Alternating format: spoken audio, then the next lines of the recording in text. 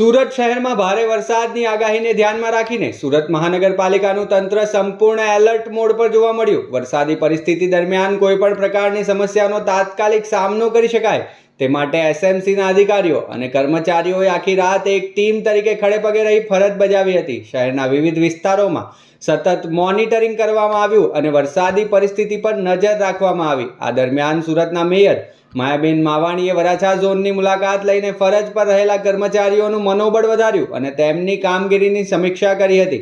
મેયરે સ્થાનિક કોર્પોરેટરો અને મહાનગરપાલિકાના અધિકારીઓ સાથે શહેરની વરસાદી સ્થિતિ, પાણી ભરાવાની સમસ્યા તેમજ રાહત અને બચાવની કામગીરી અંગે વિસ્તૃત ચર્ચા કરી હતી। મધરાતે મેયર માયાબેન માવાણીએ ન્યૂ પર્વત સુએઝ પમ્પિંગ સેન્ટરની મુલાકાત લીધી હતી। પમ્પિંગ સ્ટેશન ખાતે વરસાદી પાણીના નિકાલ માટે ચાલી રહેલી કામગીરીનું નિરીક્ષણ કરવામાં આવ્યું હતું। પમ્પિંગ વ્યવસ્થા કોઈપણ વિક્ષેપ વિના સતત કાર્યરત રહે અને શહેરમાં પાણી ભરાવાની સ્થિતિને ઝડપથી નિયંત્રિત કરી શકાય તે માટે સંબંધિત અધિકારીઓએ જરૂરી સૂચનાઓ આપવામાં આવી હતી। મહાનગરપાલિકાએ જણાવ્યું છે કે વરસાદી પરિસ્થિતિ દરમિયાન સમગ્ર તંત્ર સતત સતર્ક રહીને નાગરિકોને જરૂરી સેવાઓ પૂરી પાડી રહ્યું છે।